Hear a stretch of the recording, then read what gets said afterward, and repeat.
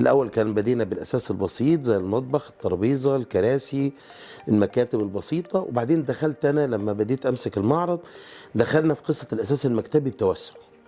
السواق ما كنتش اعرف يعني ايه اساس مكتبي. ما ينفعش حضرتك تاخد لي مثلا اوضه نوم كلاسيك وبعدين تروح واخد سفره مودرن وبعدين تاخد ركنه، الشقه كده هتبقى مشكله.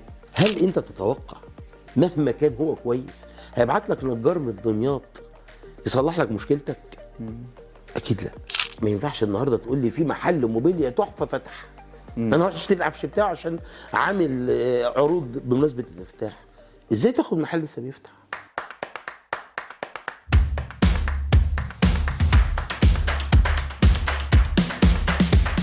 اي حد عاوز يشتري عفشه جديده، سواء بينقل بيت جديد، سواء ان هو بيتجوز، او لاي سبب من الاسباب بيفكر ان هو يشتري موبيليا، مهم جدا ان هو يتابع الحلقه دي من امسك الخشب.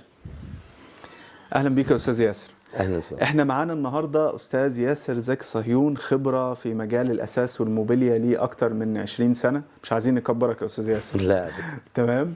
لكن اهم ما يميز استاذ ياسر ان هو بيشتغل الشغل ده من زمان وعنده خبره كبيره، وده بالوراثه طبعا. لكن في حاجه مميزه في استاذ ياسر انا دايما بشوفها، ان استاذ ياسر ليه ذوق خاص بيه، ما يشتغلش غير الحاجه اللي هو بيحبها وبس. لو الحاجه ما عجبتوش ما يعملهاش. فعشان كده النهارده هيجاوب لنا على اسئله كتيره ليها علاقه بالموبيليا والاساس، وانا نفسي متحمس ان انا اعرف اجابتها.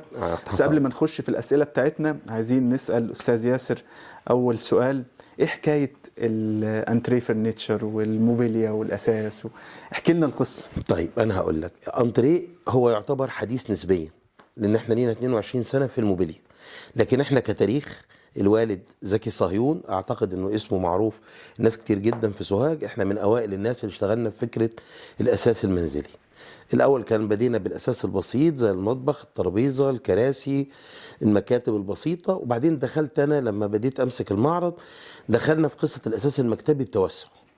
سوهاج ما كنتش اعرف يعني ايه اساس مكتبي. أيوة. هو الاساس المكتبي اللي كان موجود في سوهاج هو عباره عن المكاتب الصاج الايديال بتاعت زمان، الثلاثه درج والاربعه درج والسبعه. بدينا نعمل مكاتب خشب، مكتبات خشب، دخلنا في القصه دي.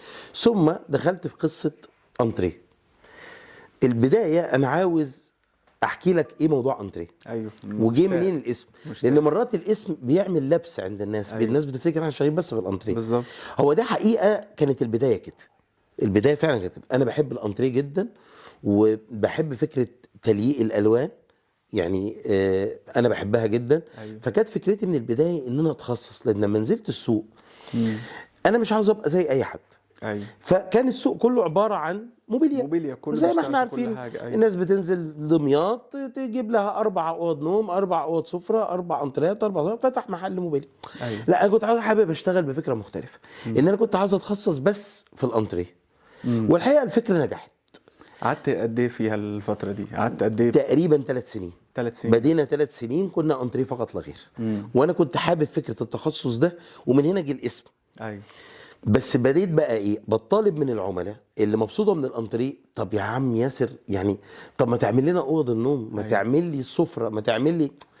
وانا يعني ما كنتش متمرس قوي في القصه دي. فبديت في الاول اعمل زي كل الناس. أيوة. اشتري. اكتشفت اني مجرد الشراء بس مش مديني المردود اللي انا عاوزه. انا قلقان. بدات تحصل مشاكل عندي في الشغل. يعني انت الاول كنت بتشتري الحاجات دي وبتبيع، يعني مجرد اللي هو الجاهز. بالظبط. بمعنى صح، الجاهز صرف، انا مش متدخل. أيوة. في حاجه. أيوة. بدات تظهر عندي مشاكل. طيب انا ما عنديش مصدر احل بيه المشاكل دي. ليه؟ اللي بيبيع لك جاهز البيعه بتنتهي في مكانه. ايوه. مجرد ما بيسلم الحاجه بتاعته. انا النهارده مثلا مشتري من مصنع في دمياط. ايوه. مثلا يعني. طيب حصل مشكله عند عميل، هحلها ازاي؟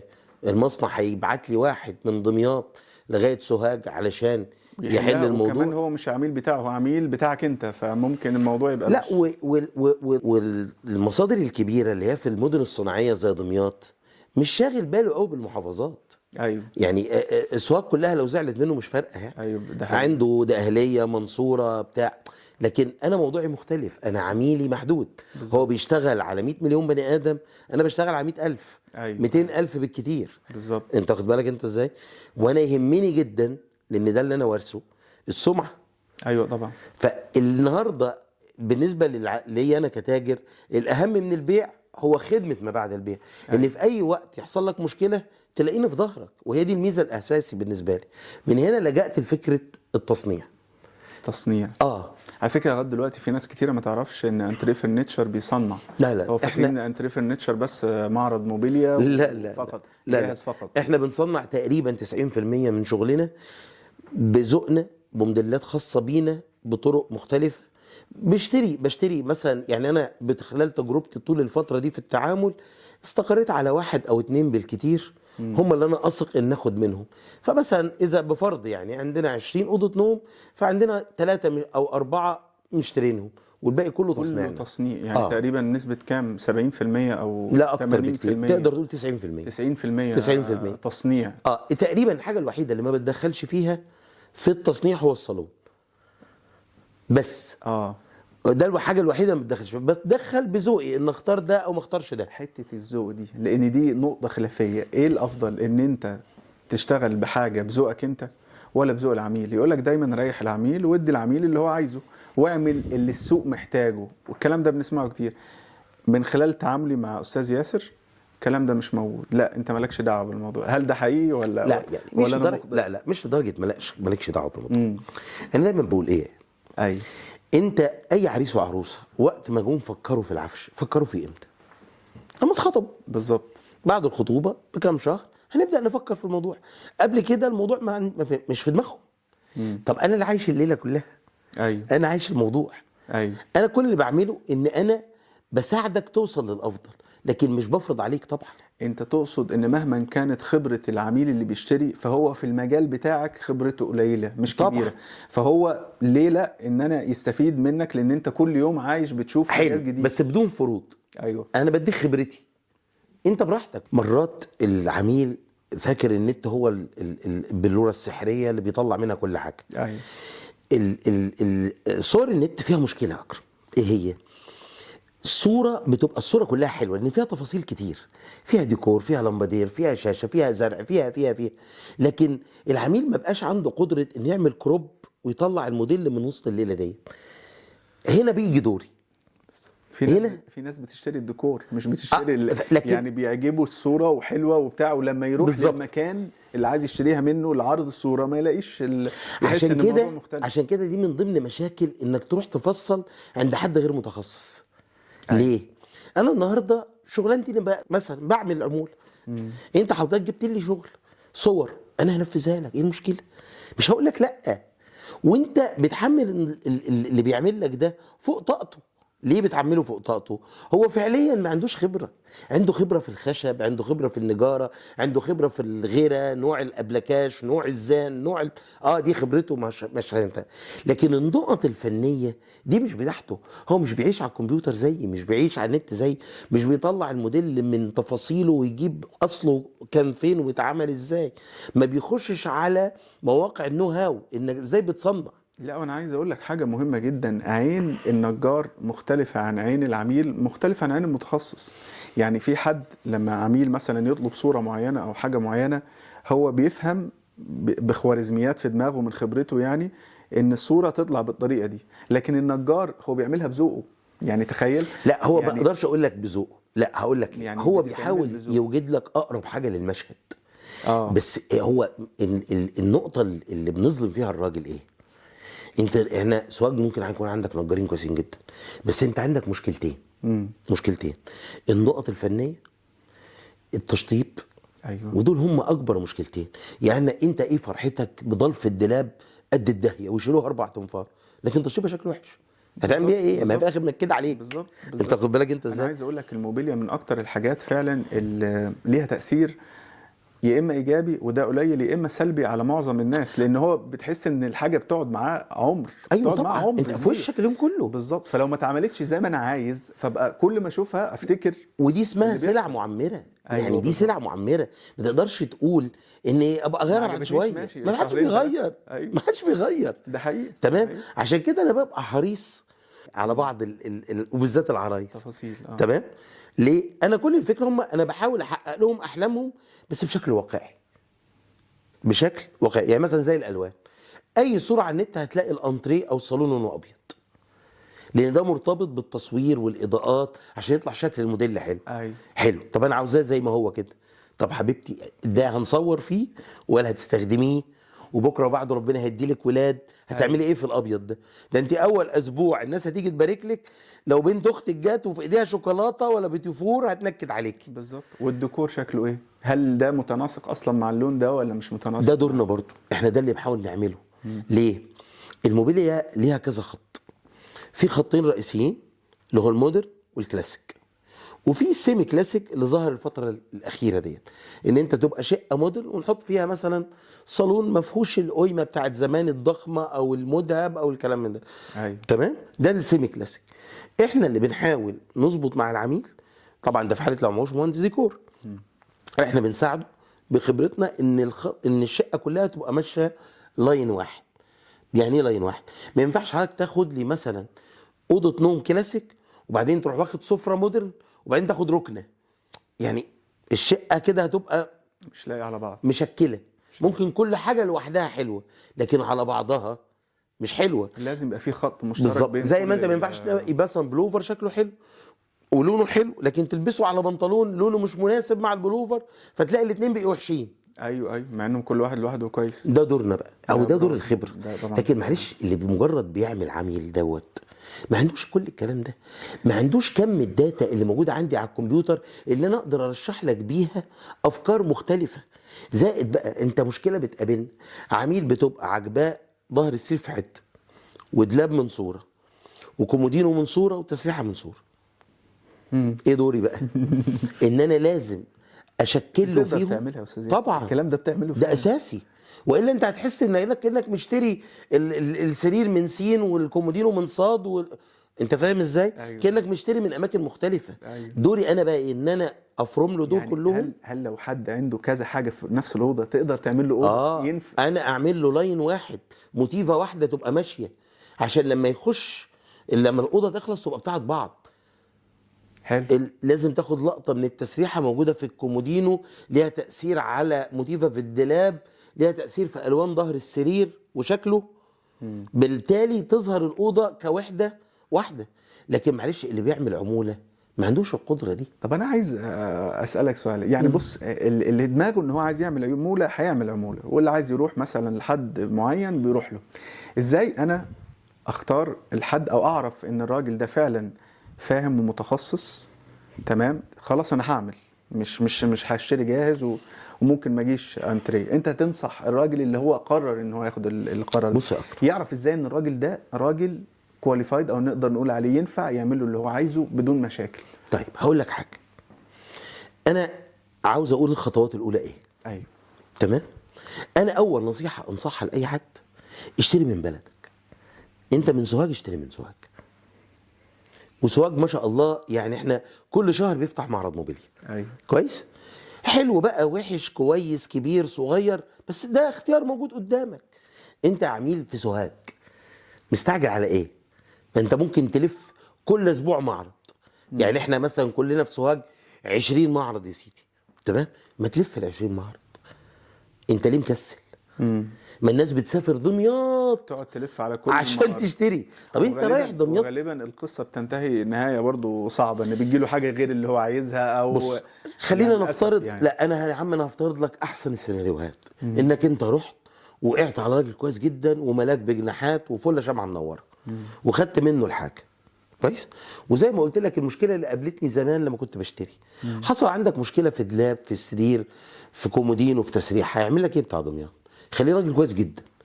هل انت تتوقع مهما كان هو كويس هيبعت لك نجار من دمياط يصلح لك مشكلتك؟ اكيد لا. لا التكلفه منطقيه، ولا السفريه منطقيه، ولا اي حاجه في الموضوع منطقيه، ومش وحشه منه، بس ده شيء منطقي. أيوة. تمام. بالاضافه الى ان هو مش باقي، يعني مؤاخذه، مش باقي على زعلك. أيوة. مش باقي على زعلك. لكن بتاع سوهاج ده انت بتاعه. يا جاي له عن طريق معرفه، يا معرفه لده. احنا خايفين على عاملنا.